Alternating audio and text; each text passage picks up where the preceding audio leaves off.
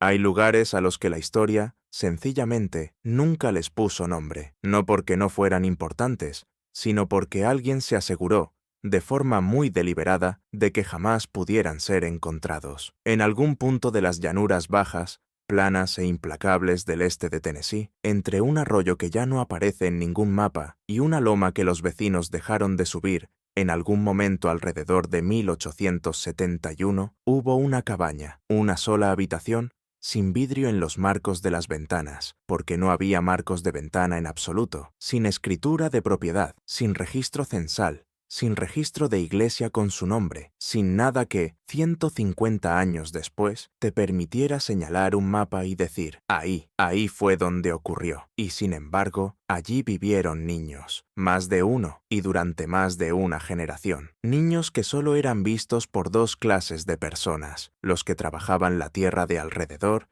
y mantenían la boca cerrada, y los que se acercaban demasiado por accidente y eran convencidos, en silencio, de olvidar lo que habían visto. La pregunta no es si la cabaña existió.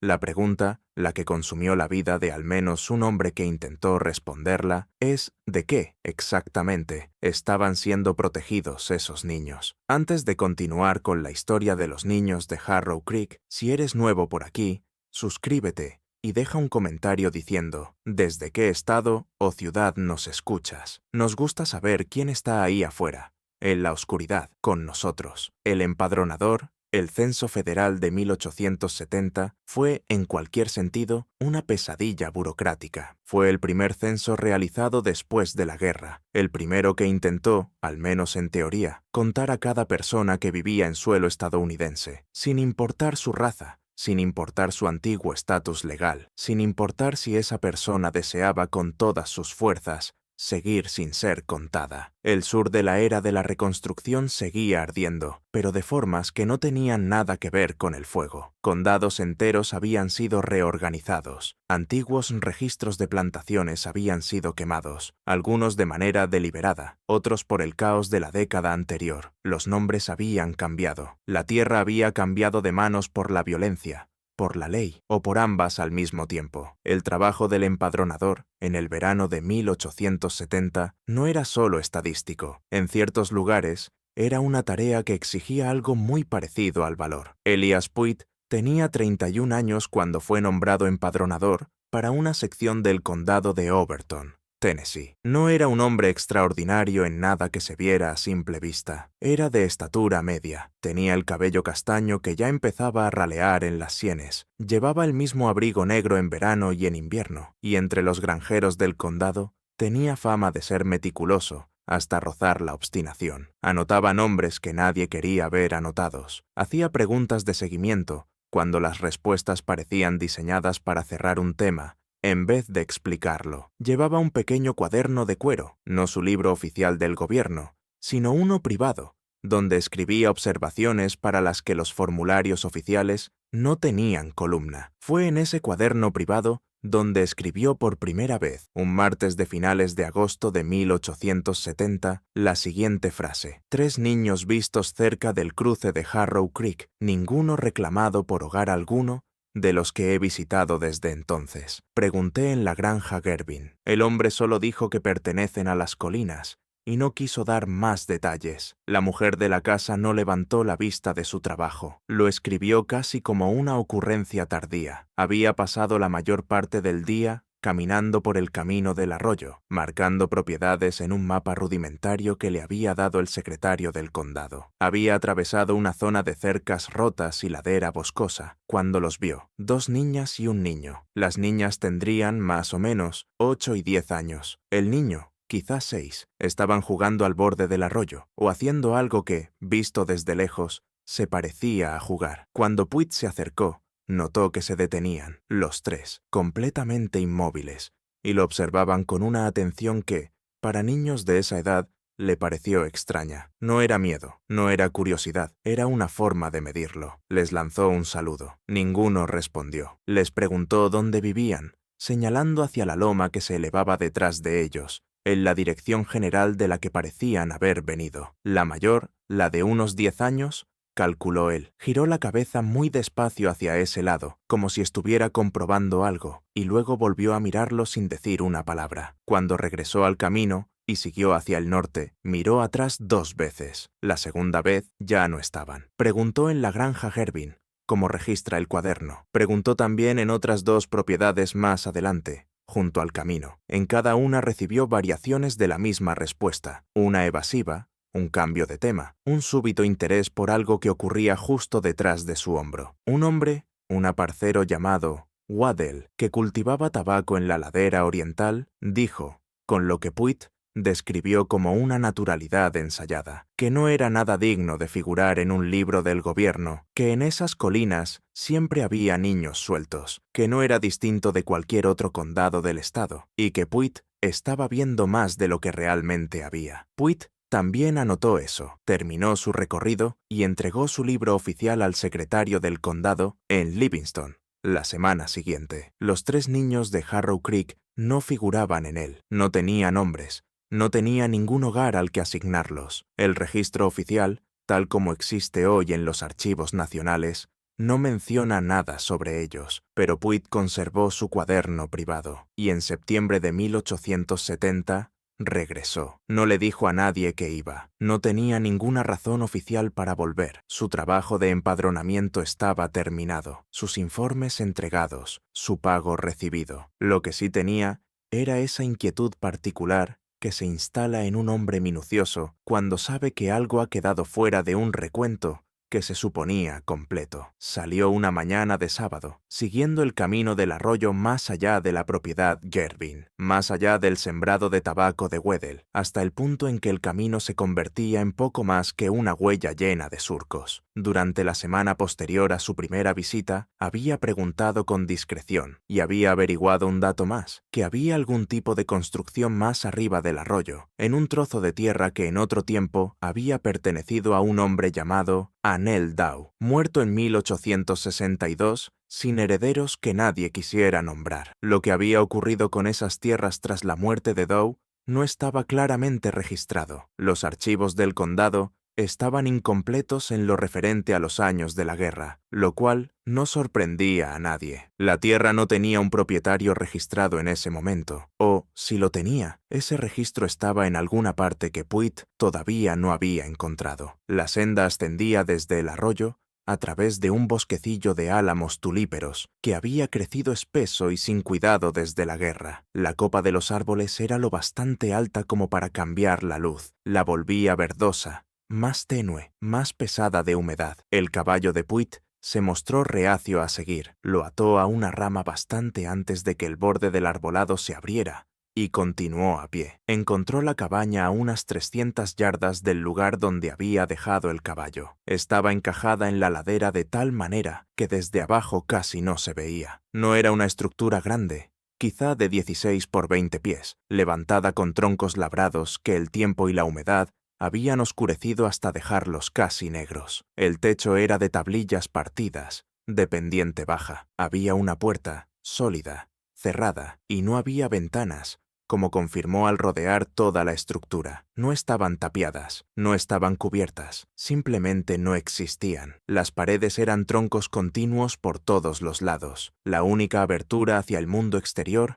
era la puerta del frente y una ranura estrecha junto a la línea del techo, en la pared sur, donde el encajado se había abierto y no había sido reparado. Puig se quedó afuera y escuchó. Desde dentro, voces, bajas, indistintas, más de una. Golpeó la puerta. Las voces se detuvieron de inmediato. Un silencio tan absoluto que empezó a oír el arroyo, allá abajo, y el viento en los álamos tulíperos.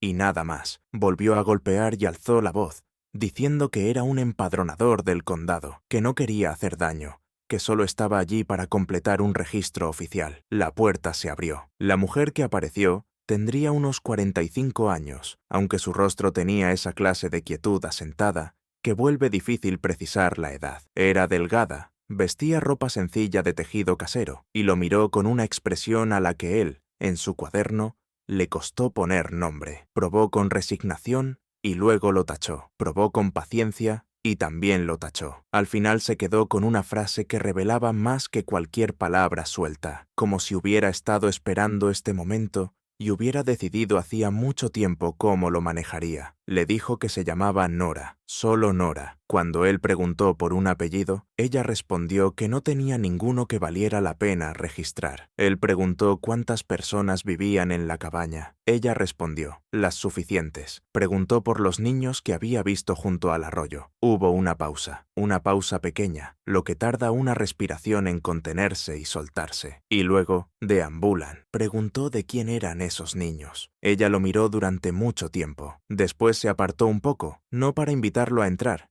sino lo justo para que pudiera ver el interior de la cabaña durante un instante antes de corregir el ángulo de la puerta. Vio a 3 niños sentados en un banco bajo, contra la pared del fondo. Un cuarto estaba de pie junto a lo que parecía una pequeña estufa de cocina. La luz dentro era escasa, venía de la puerta abierta y, anotó él, de una sola vela de sebo colocada en un estante, pero bastaba para ver que los 4 estaban completamente inmóviles, mirándolo directamente con la misma calidad de atención que él había notado junto al arroyo. Entonces ella dijo, en voz muy baja, «Yo no los pondría por escrito, si fuera usted». No era una amenaza, en eso fue completamente claro en su cuaderno. De hecho, lo subrayó. No era una amenaza, era un consejo sincero, dado del mismo modo en que uno advertiría a un viajero sobre un camino que se inunda cuando llueve. Él insistió un poco más, volvió a preguntarle su nombre. Preguntó por la tierra, preguntó si tenía documentos que justificaran su residencia allí. Cada pregunta recibió la misma no respuesta, serena,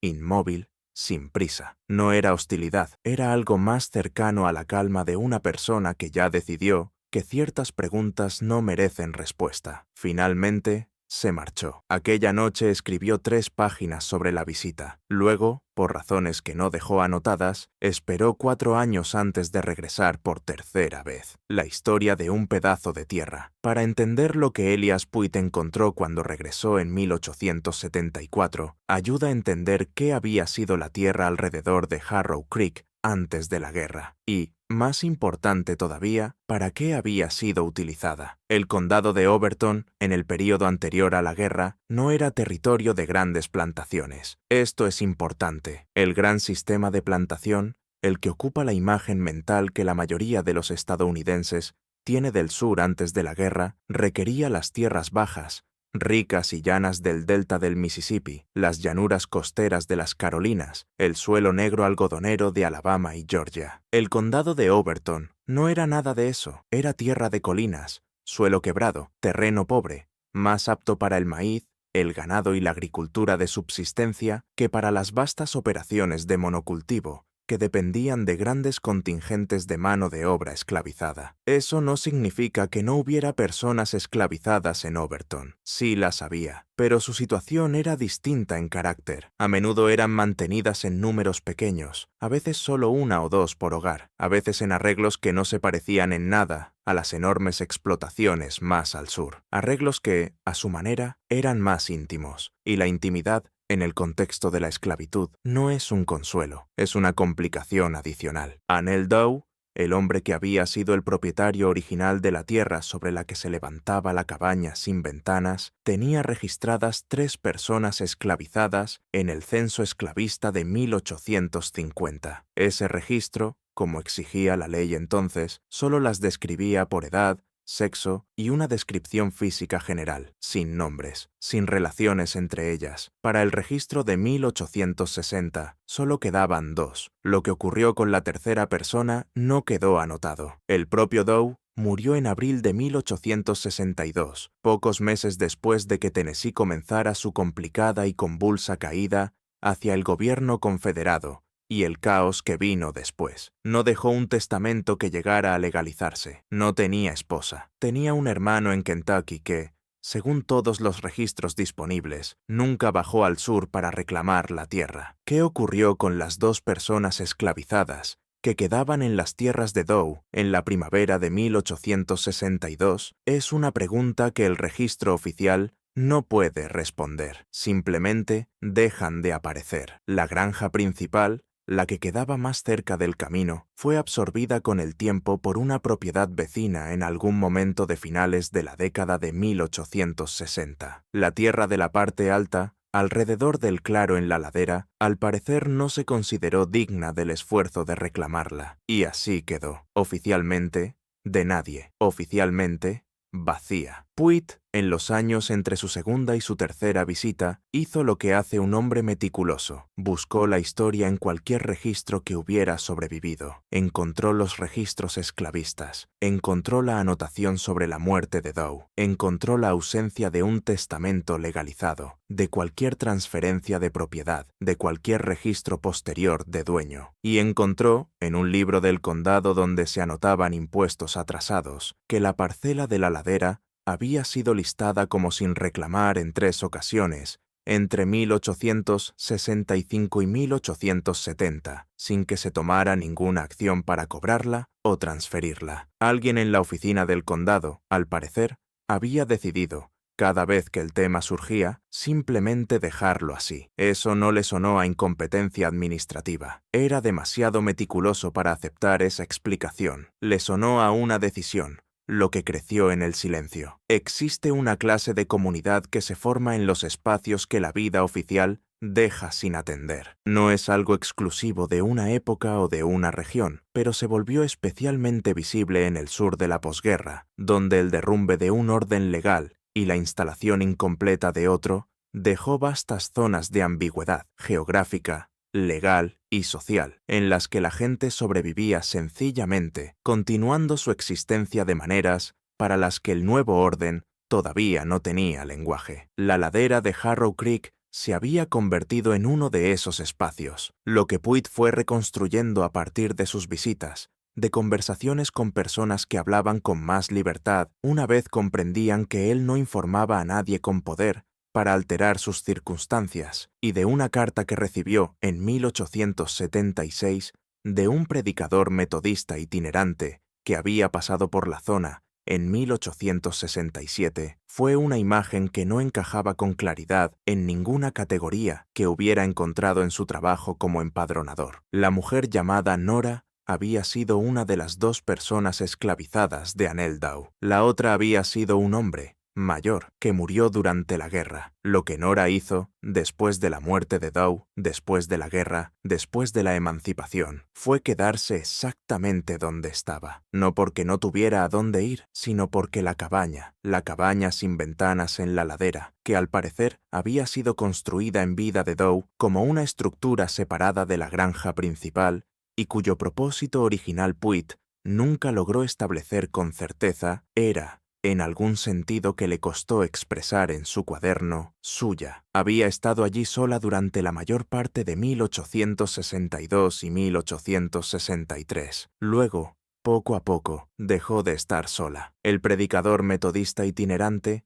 un hombre llamado August Hale, cuya carta a Puig es el documento más vívido que existe sobre los primeros años del asentamiento de Harrow Creek, describió su parada en la cabaña en el otoño de 1867, durante un recorrido pastoral por el condado. Había sido enviado allí por una familia de libertos que vivía a 3 millas al sur, y que le dijo, con cierta vacilación, que en la cabaña había niños que podrían beneficiarse de instrucción espiritual. Lo que Hale encontró al llegar no fue lo que esperaba.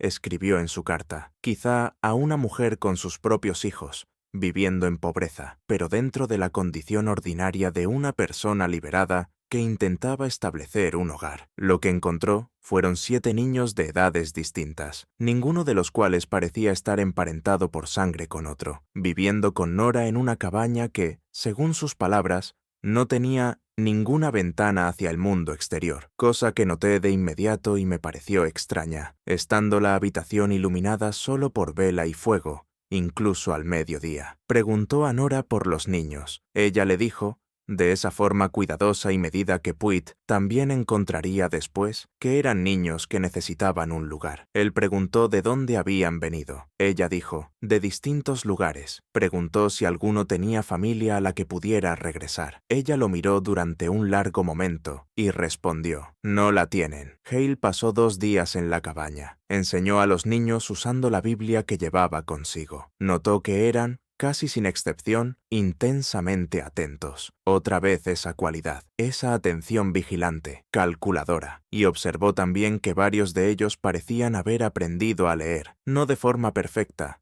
pero sí funcional, gracias a la propia Nora. Notó que ninguno ofrecía información sobre su origen. Notó que Nora, cuando se la presionaba, simplemente repetía que eran niños que necesitaban un lugar, como si esa explicación fuera tan completa que no hiciera falta añadir nada más. Se fue al amanecer del tercer día con una sensación que describió como no exactamente inquietud, pero algo cercano, la impresión de que lo que me habían mostrado era solo el frente de una cosa, y que la parte de atrás no era para mis ojos. Lo que Puig encontró en 1874 volvió a finales de octubre. Los árboles estaban cambiando de color. El camino del arroyo estaba embarrado por una lluvia fría temprana, y su caballo, un animal distinto del que había montado en 1870, pues el anterior había muerto 2 años antes. Era más firme en la subida entre los álamos. La cabaña se veía idéntica a como la había dejado. Los mismos troncos ennegrecidos, la misma ausencia de ventanas, el mismo techo de poca pendiente, aunque notó que la abertura del encajado, junto a la línea del techo, había sido reparada desde su última visita. El bosque que la rodeaba se había cerrado más, o al menos eso parecía, que es el efecto que produce un bosque cuando se lo deja solo el tiempo suficiente. Golpeó la puerta. Esta vez se abrió más rápido. Nora estaba más vieja, 4 años más vieja, y en un rostro que ya antes transmitía una quietud asentada, ese cambio se percibía de una manera distinta a como se habría percibido en un rostro más expresivo. Una mayor profundidad en ciertas líneas, una ligera modificación en la posición de los ojos. Ella lo miró sin sorpresa. «Ha vuelto», dijo. «Dije que volvería», respondió él, aunque en su cuaderno no consta que realmente hubiera hecho esa promesa en 1870. Ella lo dejó entrar. El interior de la cabaña era tal como él lo había entrevisto 4 años antes. Una sola habitación, techo bajo, suelo de tierra apisonada cubierto en varias zonas con esteras tejidas de hierba, la estufa de cocina, una mesa larga de madera toscamente labrada, estantes a lo largo de una pared con una mezcla de recipientes y bultos,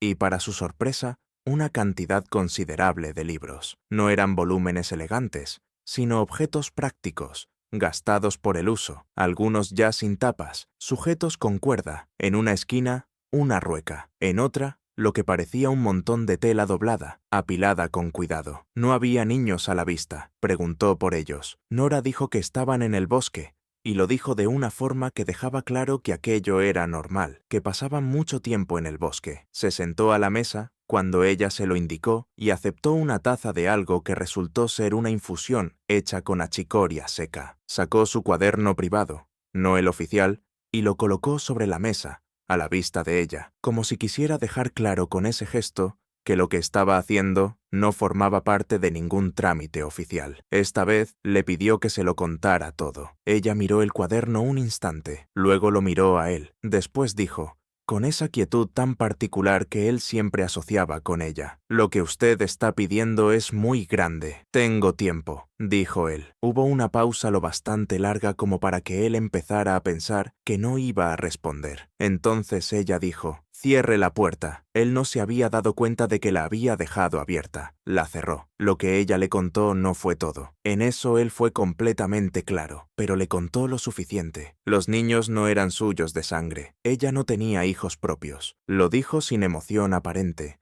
de la manera en que a veces la gente enuncia hechos que hace mucho dejaron de ser heridas expuestas y pasaron a formar parte de la estructura misma de una vida. Habían llegado desde distintos lugares, en años distintos. De la mayoría no podía darle fechas exactas. El primero había llegado en 1863, un niño de unos 4 años, traído por una mujer que solo dijo que se estaba muriendo y que el niño no tenía a nadie más. Nora había dicho que sí. No explicó por qué había aceptado algo que complicaba de manera tan enorme su propia supervivencia. Parecía considerar la pregunta indigna de respuesta, o quizá imposible de responder en los términos que Puig le ofrecía. Después llegaron otros, no como un flujo constante. A veces pasaba un año, o más, sin que llegara nadie nuevo. Y luego, en ocasiones, llegaban dos en cuestión de pocos meses. Las circunstancias variaban. Algunos eran traídos por adultos que no podían o no querían quedarse, libertos que se dirigían al norte, personas metidas en situaciones demasiado peligrosas como para llevar a un niño consigo. Algunos, en los primeros años, eran niños que habían sido separados de sus familias durante el caos final de la guerra, de formas que podían haber sido deliberadas por parte de alguien, o podían haber sido parte de la catástrofe ordinaria y azarosa de aquel período. Ella no hacía distinciones entre esas categorías, o, si las hacía, no las compartía con Puig, no llevaba registros, y no llevarlos había sido una decisión deliberada. Dijo que no usaba apellidos, ni para ella ni para los niños. Tenía nombres para ellos, nombres propios, algunos elegidos por ella, otros con los que ya habían llegado, pero no apellidos, porque, según dijo, los apellidos eran lo que la oficina del condado usaba para encontrar a la gente. Había construido por sí misma la práctica de la lectura, enseñando a los niños mayores con los libros que lograba conseguir, y luego haciendo que esos mismos niños enseñaran a los más pequeños, de modo que el conocimiento se extendiera por la población de la cabaña sin que ella tuviera que cargar sola con toda esa tarea. Los libros de los estantes eran el resultado de 15 años de ese trabajo, obtenidos por trueques, por medio del predicador metodista itinerante y gracias al contacto ocasional con una familia que vivía a 3 millas al sur y contaba con más recursos y más discreción. Puig le preguntó cómo sostenía materialmente el hogar: comida, ropa, combustible. Ella describió un sistema de autosuficiencia extraordinaria, complementado por unas pocas relaciones cuidadosamente mantenidas con personas de los alrededores, que aportaban ciertos bienes a cambio de trabajo, telas y comida producida en la cabaña, y que entendían, sin necesidad de decirlo, que esas transacciones no debían comentarse. Una especie de economía informal, invisible para el registro oficial, que había sostenido durante más de una década a un pequeño hogar de ocupantes cambiantes. Él preguntó por los marcos de las ventanas. Ella guardó silencio un momento. Luego dijo: «Las ventanas sirven para mirar hacia adentro, no solo para mirar hacia afuera». Él lo anotó. No insistió más con esa pregunta, y ella no dio más explicaciones. Los niños que regresaban. Eso fue lo que Puig entendió al final de su segunda visita larga, después de 3 horas sentado a la mesa y de una comida de pan de maíz y frijoles secos, tomada al caer la tarde. La cabaña no era simplemente un refugio, era algo más cercano a una escuela, y Nora no era simplemente una cuidadora, era algo más parecido a una maestra o a una guardiana, según cómo se quiera leer la palabra. Los niños que vivían en la cabaña no eran residentes permanentes. Algunos de ellos, en algún momento, se iban. ¿A dónde iban y en qué circunstancias? Era la pregunta que Puig menos lograba responder. Nora estaba dispuesta a decir que los niños dejaban la cabaña cuando tenían la edad suficiente, aunque edad suficiente era una expresión que ella se negaba a definir con más precisión que cuando estaban listos. Decía que se iban a los pueblos, a otros condados, a lugares al norte de Tennessee. No daba nombres de lugares ni nombres de personas. Tampoco decía si mantenía algún contacto con quienes se habían ido, aunque él notó en su reserva sobre ese punto concreto algo que sugería que sí lo hacía. Él le preguntó si alguna vez alguno de esos niños había sido reclamado por su familia, si alguna de las familias originales de las que habían sido separados durante la guerra había llegado alguna vez a la cabaña buscándolos. Esa pregunta produjo el silencio más largo de toda la conversación. Cuando respondió, solo dijo: «Hay cosas que, una vez perdidas, ya no pueden encontrarse». Puig se quedó un momento con esa frase. Luego hizo una pregunta más directa: si alguna persona, oficial o no, había llegado alguna vez a la cabaña reclamando a alguno de los niños. Ella lo miró con esa clase de paciencia que él llevaba intentando nombrar desde la primera visita. Dijo: «La gente ha venido». Él esperó, y no encontró lo que buscaba, añadió ella. Él preguntó qué era lo que buscaban. Ella respondió: «Lo mismo que la gente siempre ha venido a buscar». Él entendió, por el peso del silencio que siguió, que ella no iba a explicar nada más, y entendió, o creyó entender, que la respuesta no era una sola cosa, sino una categoría que no incluía solo un tipo de reclamo, sino muchos: reclamos de trabajo, reclamos de propiedad, reclamos de una clase que la ley de 1870 ya no reconocía oficialmente, pero que, en la experiencia de muchísimas personas en el condado de Overton y en otros lugares, no habían dejado por completo de intentarse en la práctica. La cabaña sin ventanas, metida en la ladera, invisible desde abajo, en una tierra que oficialmente no pertenecía a nadie. Nada de eso era accidental, nada de eso había sido accidental. Samuel Hebb, en la primavera de 1875, Elias Puig cometió lo que resultó ser un error importante. Se lo contó a alguien. Él no quiso que fuera un error. Lo entendió como una conversación, el tipo de conversación que se da entre dos hombres que confían el uno en el otro y que comparten un interés profesional en la precisión y la integridad del registro público. La persona a la que se lo contó fue Samuel Hebb, que por entonces era secretario auxiliar del condado de Overton, cargo que ocupaba desde 1868. Hebb era un hombre compacto y preciso, con patillas rojizas y la costumbre de repetir lo que uno decía como manera de confirmar que lo había oído bien. Conocía a Puig desde el trabajo del censo de 1870 y confiaba en sus observaciones. Cuando Puig le describió la cabaña, los niños, la mujer llamada Nora y los años de existencia silenciosa e invisible en las colinas sobre Harrow Creek, Hebb escuchó con absoluta atención, repitiendo algunas frases a intervalos, sin marcos de ventana en absoluto, sin registros de transferencia de la tierra. 7 niños en la visita de 1867. También tomó notas en el margen de una carta que estaba redactando cuando Puig entró. Visto en retrospectiva, Puig debió notar qué clase de notas estaba tomando Hebb. No eran notas comprensivas, eran notas administrativas. Hebb no era un hombre cruel, esto es importante. Era un hombre que creía, sinceramente, de la manera en que ciertos hombres de su época creían, que el funcionamiento correcto de la sociedad civil exigía que cada persona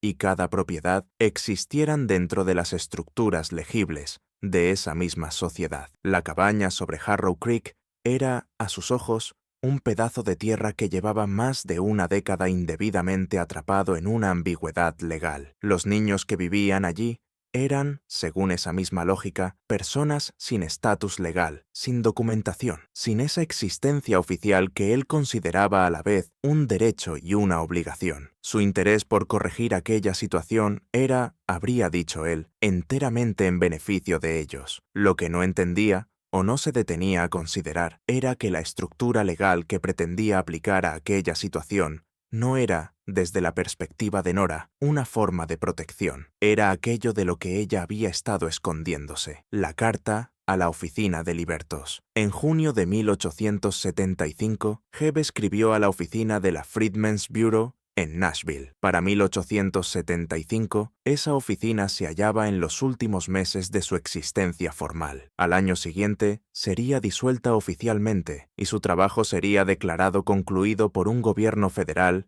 que ya había comenzado la larga retirada de la reconstrucción, pero todavía mantenía una oficina de correspondencia en funcionamiento, y la carta de Hebb recibió respuesta. La respuesta llegó en agosto. Una carta breve y de tono administrativo, enviada por un agente de la oficina llamado Cartwright, en la que indicaba que la situación descrita por Hebb no era del todo inusual, que existían comunidades conocidas de antiguos esclavizados viviendo en tierras sin reclamar en los condados de colinas, y que la oficina, si él podía proporcionar información geográfica más precisa, intentaría evaluar la situación y asegurarse de que las personas en cuestión estuvieran accediendo a las protecciones y recursos disponibles para los libertos bajo la ley vigente. Hebb proporcionó la información geográfica. Puig no supo nada de esto hasta octubre de 1875, cuando Hebb mencionó la carta de pasada durante una conversación sobre un asunto sin relación. El cuaderno de Puig,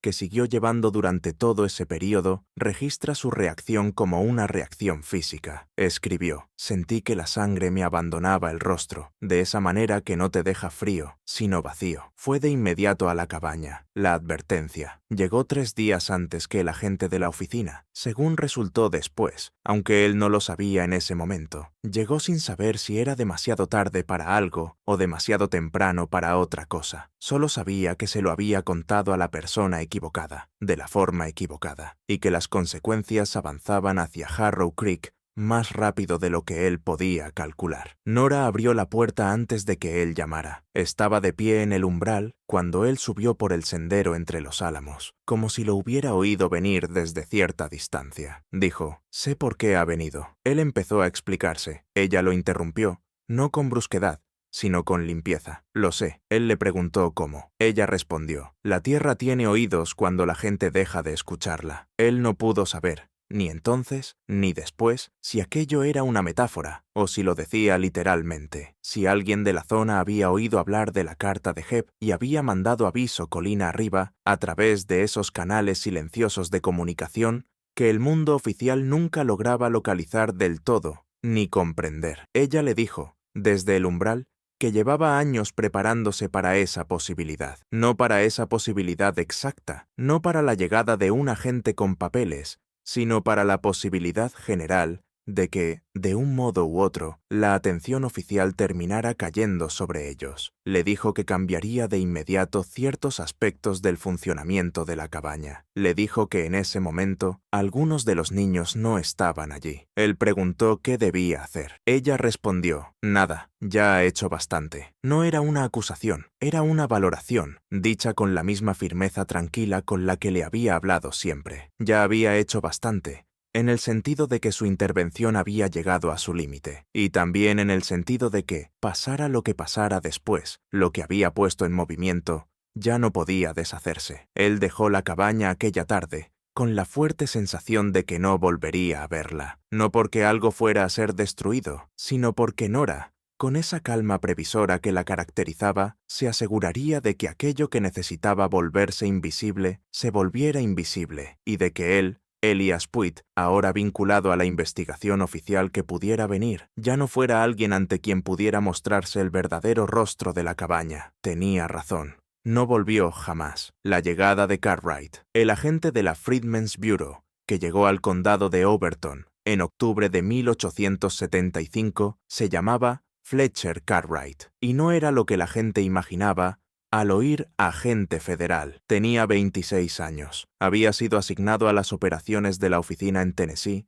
después de pasar un año trabajando como maestro en Memphis, destino al que había llegado desde Ohio, donde se había criado en un hogar cuáquero con un padre que había dedicado 30 años a ayudar a la gente a viajar hacia el norte por rutas que no figuraban en ningún mapa. Por formación y por temperamento, era alguien que sabía ver aquello que las estructuras oficiales estaban diseñadas para ocultar. Y, además, en ese punto de 1875, estaba cansado de una manera que solo pueden conocer quienes llevan años intentando contener una marea que no deja de retirarse. Llegó a Livingston, la cabecera del condado, un lunes. Habló con Hebb, que le dio la información geográfica de la que disponía, junto con el nombre de Puig, como fuente de detalles adicionales. Cartwright fue a ver a Puig a la mañana siguiente. La conversación entre ambos no está completamente documentada, pero el cuaderno de Puig contiene un relato parcial. Lo que queda claro es que Cartwright no se acercaba al asunto como si fuera una investigación burocrática. Se acercaba a ello como a algo más parecido a una visita pastoral, expresión que, al parecer, usó él mismo, y que Puig encontró al mismo tiempo acertada y un poco evasiva. Lo que quería saber, dijo Cartwright, no era si la gente de la cabaña cumplía con algún requisito legal en particular, sino si estaban a salvo, si necesitaban algo, si se encontraban en una situación que exigiera intervención externa, o si, de hecho, habían logrado manejarse mejor sin ella. Pruitt, que llevaba semanas en un estado de angustia por las consecuencias de su revelación, sintió que ese enfoque era algo cercano al alivio. Le contó a Cartwright todo lo que sabía. Cartwright subió por el camino del arroyo una mañana de miércoles de finales de octubre, solo y a pie. Le había pedido a Pruitt que lo acompañara, pero Pruitt se negó. No por cobardía, escribió en su cuaderno, sino por lo que llamó la sensación de haber impuesto ya bastante su presencia sobre lo que estuviera ocurriendo en aquella cabaña, y de que otra aparición suya, junto a un funcionario, transmitiría el mensaje equivocado sobre de qué lado estaba. Cartwright encontró el sendero entre los álamos sin demasiada dificultad. Encontró la cabaña en el claro de la ladera, de troncos oscuros, techo bajo, sin ventanas. Llamó a la puerta. Esperó más tiempo del que la mayoría de la gente habría esperado antes de llamar de nuevo. Volvió a llamar. Nada. Rodeó la cabaña. Confirmó, tal como Pruitt le había dicho, que no había aberturas de ventana en ninguna de las paredes. Observó en la pared sur lo que parecía una reparación reciente del encajado, cerca de la línea del techo, argamasa más nueva rellenando una abertura que claramente había estado abierta hasta hacía poco. Probó la puerta. No estaba cerrada con llave, en el sentido de tener una cerradura, pero estaba trabada desde dentro. Se quedó de pie frente a la cabaña durante quizá media hora, según su propio relato. Llamó en voz alta 2 veces, identificándose con claridad y explicando su propósito, que venía de la Freedmen's Bureau, que no llevaba papeles, que no estaba allí para obligar a nadie a hacer nada, que solo quería hablar. Silencio. Dejó una nota en la puerta, metida en la rendija del marco. Más tarde escribió en su informe que no tenía ninguna confianza en que la nota sirviera para algo, pero que le parecía importante dejar constancia de que lo había intentado. Regresó a Livingston. Escribió su informe para la oficina de Nashville. El informe, que aún se conserva en los archivos de la oficina dentro de los archivos nacionales, afirmaba que no había encontrado personas presentes en el lugar descrito, que la estructura seguía en pie y parecía haber sido ocupada recientemente, pero que estaba vacía en el momento de su visita, y que no había logrado realizar ninguna entrevista. Recomendó que el asunto se cerrara, salvo que surgieran novedades en el futuro. La oficina fue disuelta en marzo del año siguiente. El asunto oficialmente quedó cerrado. Cartwright había escrito la nota con lápiz en un pequeño cuadrado de papel doblado 2 veces. Lo que escribió, y que incluyó en una carta privada dirigida a un colega en Nashville, no en su informe oficial, fue lo siguiente: sé por qué no tienen ventanas. Sé lo que ha estado haciendo aquí, y por qué. No soy su enemigo, y no me interesa nada que pueda poner en peligro lo que ha construido. Solo estoy aquí para preguntar si necesita algo. Si no lo necesita, esta nota será lo último que reciba de mí. Si sí lo necesita, pueden encontrarme en la siguiente dirección. Incluyó su dirección en Cincinnati, a donde pensaba ir después del cierre de la oficina. Nunca recibió respuesta, pero en la primavera de 1877 recibió, en su dirección de Cincinnati, un paquete que contenía un pequeño libro hecho a mano, con las páginas cosidas con cuerda y la cubierta hecha de un trozo de corteza prensada. Dentro había, con letra cuidadosa, lo que parecía una serie de lecciones: aritmética, lectura y caligrafía, sin nombre, sin dirección, sin inscripción, solo, en la parte interior de la tapa delantera, unas palabras: gracias por darse la vuelta. Conservó ese libro el resto de su vida, lo que los registros no pueden decir. Hay una frustración particular en investigar vidas que fueron vividas, de manera deliberada, fuera del registro. Uno encuentra los bordes, el censo que no los incluye, la escritura de propiedad que nunca existió, el informe de la oficina de libertos que encontró una cabaña vacía, y desde esos bordes intenta reconstruir la forma de lo que había en el centro. Pero el centro permanece, por diseño, inaccesible. La persona que lo construyó así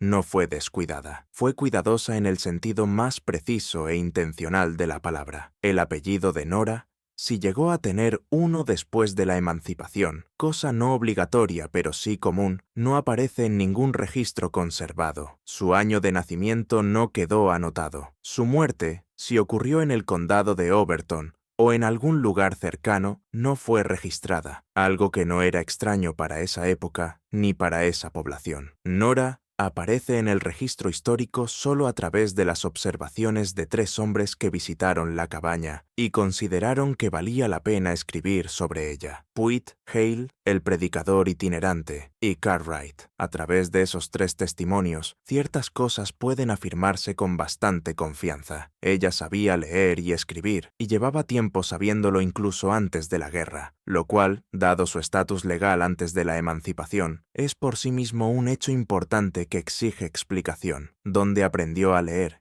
¿Y de quién? Sigue siendo desconocido. Hale señaló que su dominio del lenguaje escrito era preciso y reflexivo, observación que aparece en su carta de 1876 a Puit en relación con un libro. Ella le mostró que, al parecer, había estado llevando un registro de los niños, no por nombre ni por historia personal, sino por lo que sabían cuando llegaban y por lo que sabían cuando se iban. Una especie de catálogo del aprendizaje. Él lo describió como el documento más inusual que he encontrado en 20 años de trabajo pastoral. Ese libro no ha sido hallado. Los niños, los que pasaron por la cabaña a lo largo de los años en que estuvo funcionando, son igual de invisibles en el registro. Puit, en una carta que escribió a Cartwright en 1878, calculó que entre 1863 y 1875, el año de la visita de Cartwright, la cabaña había alojado entre 20 y 30 niños, según lo que Nora le había contado y lo que él había podido reconstruir a partir de fuentes secundarias. 20 o 30 niños que crecieron, que se marcharon, que presumiblemente construyeron una vida en algún pueblo,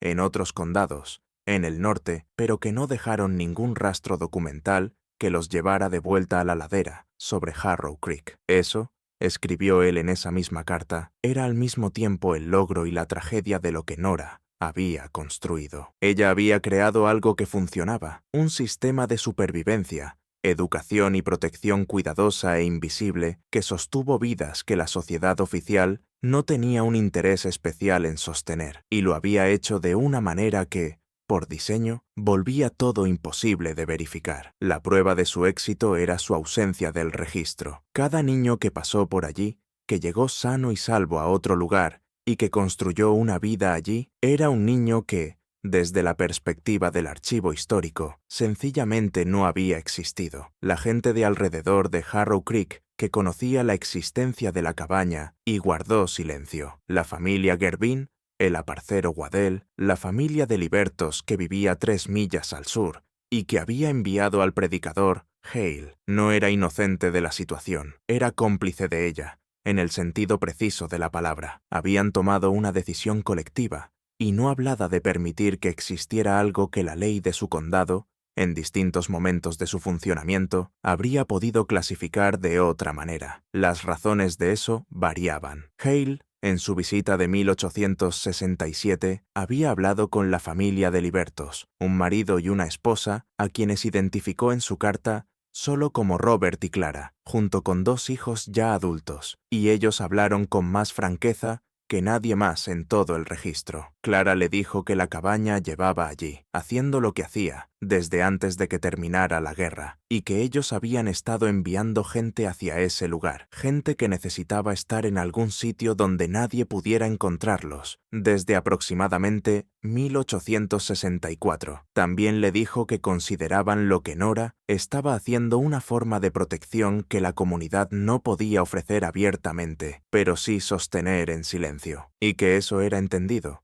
entre una red de personas liberadas de la zona, como un recurso, aunque nunca se hablara de ello en términos que pudieran ser oídos por otros. Robert añadió algo que a Hale le costó encajar dentro de su marco teológico generalmente optimista, que, en al menos 2 ocasiones antes del final de la guerra, habían ayudado a Nora a ocuparse de personas que habían subido por la colina con intenciones que no eran pastorales. No explicó qué quería decir exactamente con ocuparse de. Hale no insistió. Puit, cuando leyó esa carta años después, entendió sus implicaciones mejor que Hale. La cabaña no estaba solo escondida. Durante los años de su funcionamiento más frágil, fue defendida de manera activa por una red de personas que comprendían lo que estaba en juego, de una forma que un predicador metodista, itinerante, llegado desde Ohio, no podía seguir del todo. La falta de ventanas no tenía que ver solamente con impedir que desde fuera pudieran mirar hacia adentro. Tenía que ver con no dejar salir luz para cualquiera que se acercara de noche, observando señales de que allí había vida. Lo que Puig pasó sus últimos años intentando responder, Elias Puig murió en 1893, a los 54 años, por una afección pulmonar que lo había estado atormentando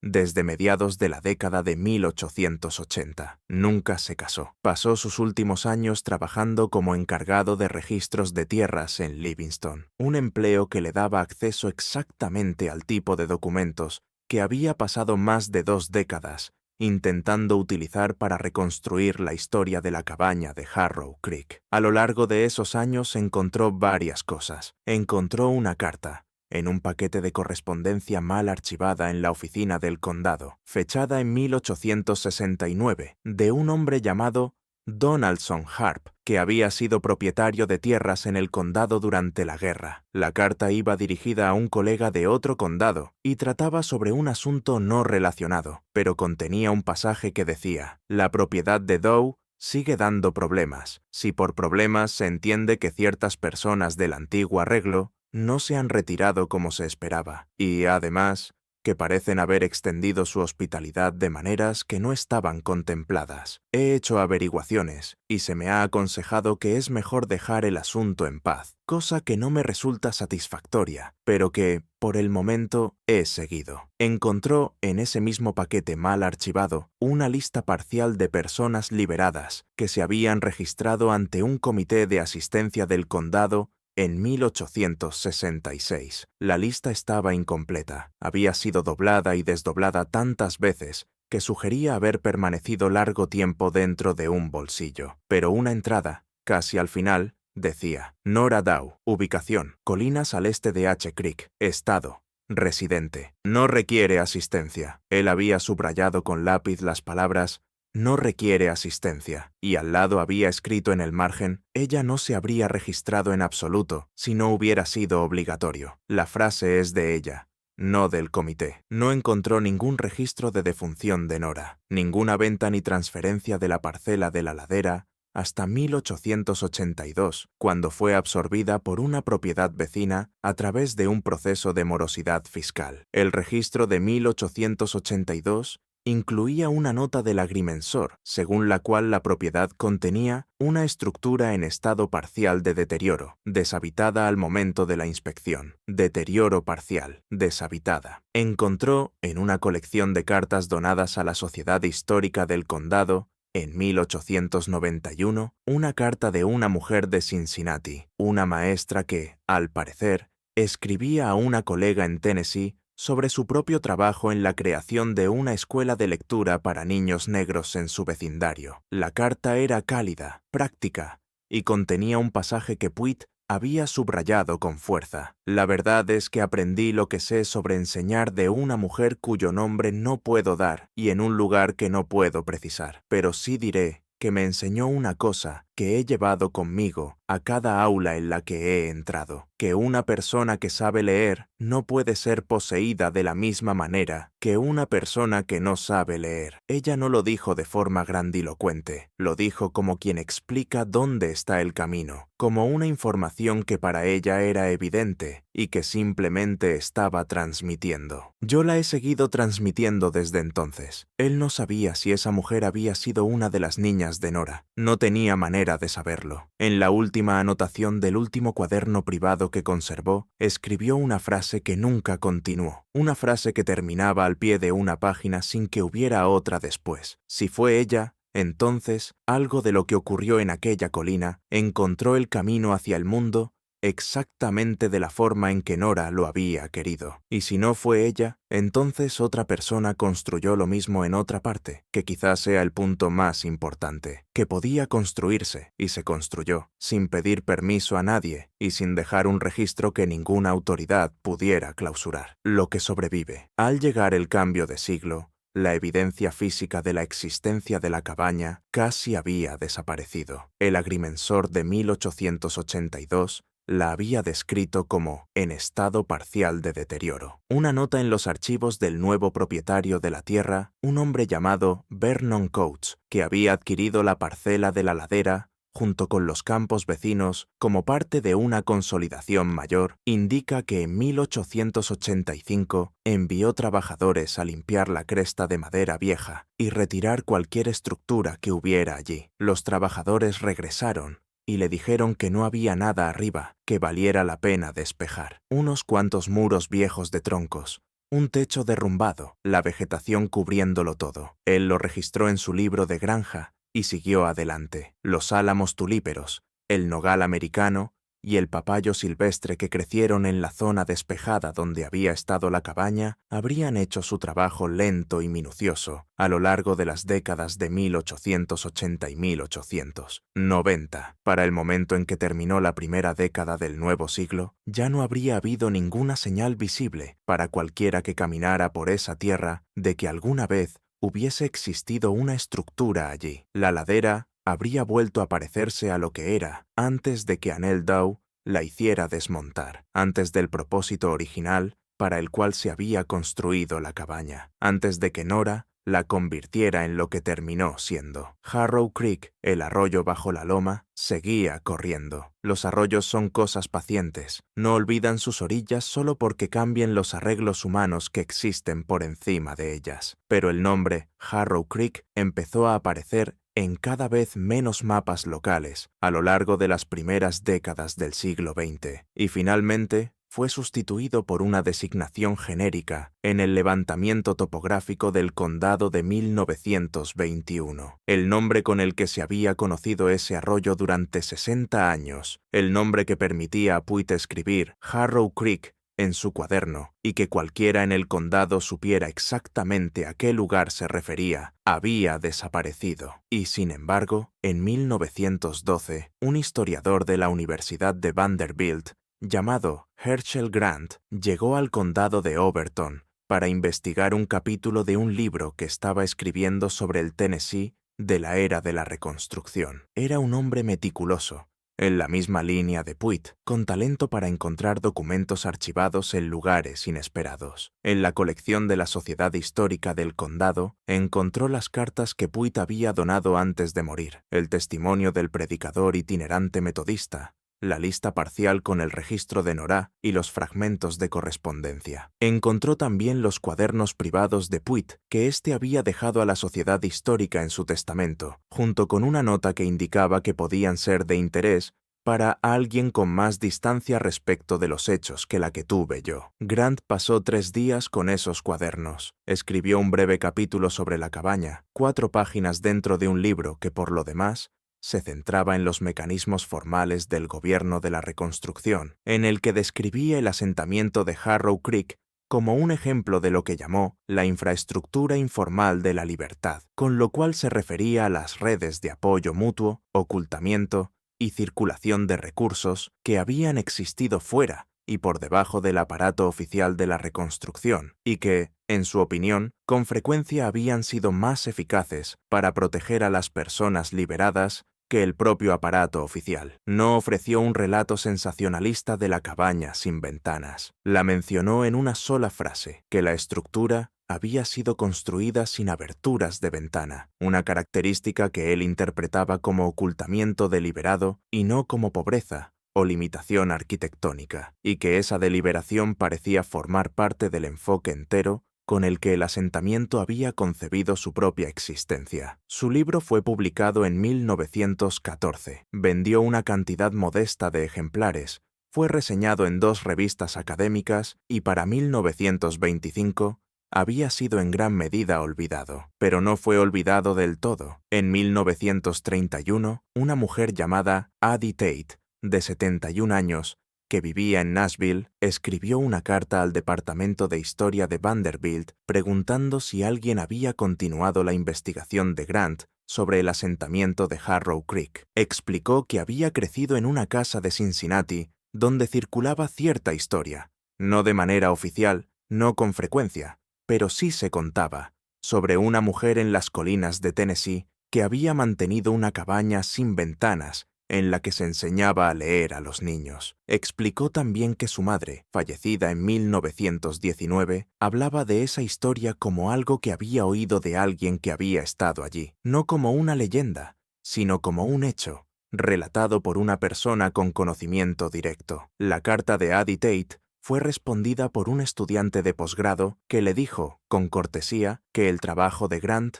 era todo lo que existía como investigación documentada sobre el tema, y que nadie en el departamento lo estaba estudiando en ese momento. Ella respondió de nuevo, y en esa nueva carta incluyó un detalle que el estudiante debió de considerar lo bastante interesante como para pasarlo al jefe del departamento, porque a partir de ahí la correspondencia escaló. El detalle era que su madre le había contado, como un dato concreto transmitido desde la fuente original, que Nora había conservado el libro descrito por Hale, el catálogo del aprendizaje, el registro de lo que cada niño sabía al llegar y sabía al marcharse, y que ese libro no se había perdido, sino que había sido entregado, cuando Nora dejó la cabaña por última vez, al niño mayor que entonces residía allí, con la instrucción de llevarlo consigo y dárselo a quien entendiera lo que significaba. El departamento respondió, preguntando si Addie Tate tenía alguna información adicional sobre dónde podría estar ese libro. Ella nunca contestó esa carta. Murió en 1938. Su patrimonio era modesto. Sus papeles no fueron conservados. Si ese libro todavía existe,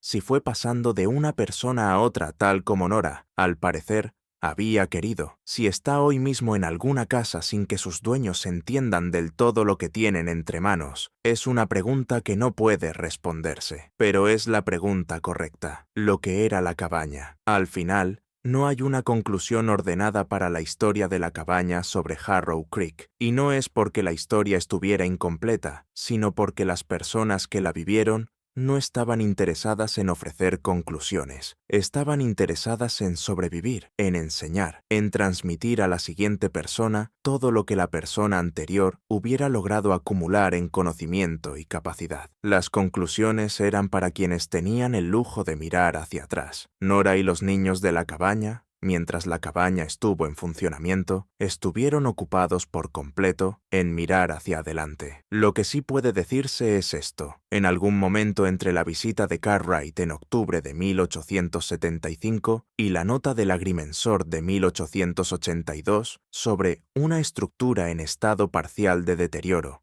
deshabitada, la cabaña dejó de estar ocupada. Si Nora se marchó por voluntad propia, si murió allí, si se trasladó a otro sitio y continuó alguna versión de lo que había estado haciendo, nada de eso quedó registrado. Entró en el registro histórico como un nombre sin apellido y lo dejó del mismo modo. Los niños, esos 20 o 30 según la estimación, que pasaron por allí a lo largo de más de una década, llevaron consigo al mundo lo que se les había dado. Puede que algunos contaran la historia. La mayoría, probablemente, no lo hizo. Habían sido criados por una mujer que entendía con precisión hondísima el uso del silencio. Habían aprendido a leer en libros que no estaban en ninguna biblioteca. Habían crecido en una habitación sin ventanas, en una casa sin escritura, sobre una tierra que oficialmente no pertenecía a nadie, y habían salido de allí, sabiendo cosas que el mundo de su alrededor habría preferido que no supieran. Eso es, al final, para lo que servía la cabaña, no para esconder, sino para construir algo que no pudiera ser arrebatado. Elias Puig, que pasó 23 años intentando poner la cabaña dentro del registro oficial donde él creía que pertenecía, solo entendió esto al final. La última entrada de su último cuaderno se corta a mitad de una frase, como si se hubiera quedado sin palabras, o hubiera decidido que las palabras ya no eran, esta vez, la herramienta adecuada. El arroyo sigue corriendo bajo la ladera. Los árboles han tenido 150 años para reclamar la colina. Las piedras de cimentación sobre las que descansó la cabaña, si es que hubo alguna, si es que la estructura se levantó sobre algo más permanente que tierra apisonada e intención, están ahora bajo las raíces. La tierra no las devuelve. Pero otra cosa ocurrió en esas colinas durante los años en que la cabaña estuvo en pie y fue utilizada. Algo invisible, sin mapa, ilegible para el registro oficial, que era, por supuesto, exactamente el propósito. Si eres alguien cuya bisabuela aprendió a leer de una mujer que no tenía apellido, en una habitación sin ventanas,